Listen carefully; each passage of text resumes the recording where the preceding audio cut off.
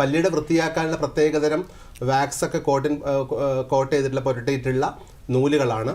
അത് നമുക്ക് dental flows എന്ന് നമുക്ക് മാളുകളിലും മെഡിക്കൽ ഷോപ്പുകളിലൊക്കെ തന്നെ വാങ്ങിക്കാൻ അവൈലബിൾ ആണ്. വിവിധ കമ്പനികളുടെ ഒക്കെ വാങ്ങിക്കാൻ അവൈലബിൾ ആണ്.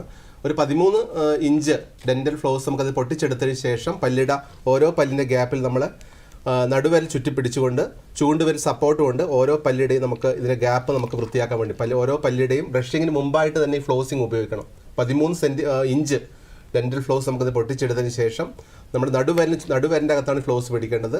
ചൂണ്ടുവരി സപ്പോർട്ട് മുറിയുന്നത് കൊണ്ട് ചൂണ്ടുവരി സപ്പോർട്ട് കൊടുത്തതിന് ശേഷം ഇതിൻ്റെ പല്ലിയുടെയൊക്കെ നമുക്ക് ബ്രഷിങ്ങിന് മുന്നേ തന്നെ ഒരു 2-3 മിനിറ്റ് കൊണ്ട് ഫ്ലോസിങ് ചെയ്യാൻ വേണ്ടി സാധിക്കും. ഫ്ലോസിങ് നിർബന്ധമായി ചെയ്യണം. നമ്മൾ ഡെന്റൽ ഫ്ലോസിങ് നമ്മുടെ ബ്രഷിങ്ങിനോടൊപ്പം തന്നെ അതോടൊപ്പം പ്രാധാന്യമുള്ളതാണ്. പക്ഷേ പൊതുവേ നമ്മുടെ നാട്ടിൽ, നമ്മുടെ ഇന്ത്യയിലായാലും കേരളത്തിലായാലും ഫ്ലോസിങ് ഉപയോഗിക്കുന്നത് പലപ്പോഴും രോഗം വന്ന് പല്ലിയുടെയൊക്കെ ഭക്ഷണം കുടുങ്ങുന്നൊരവസ്ഥയിൽ ഡോക്ടർ നിർദ്ദേശിക്കുമ്പോഴാണ് പലപ്പോഴും ഫ്ലോസ് ഉപയോഗിക്കുന്നത്. പക്ഷേ അത് പാടില്ല. ഫ്ലോസിങ് കൂടെ നമ്മുടെ കുട്ടികൾ ശീലമാക്കുന്നത് നമുക്ക് ബ്രഷിങ് പോലെ തന്നെ ബ്രഷ് വാങ്ങിക്കുമ്പോൾ തന്നെ ഡെന്റൽ ഫ്ലോസും വാങ്ങിച്ച് പല്ലിയുടെ വൃത്തിയാക്കുന്ന ഒരു ശീലം കൂടി നമ്മൾ തുടങ്ങാൻ വേണ്ടി തയ്യാറാവണം.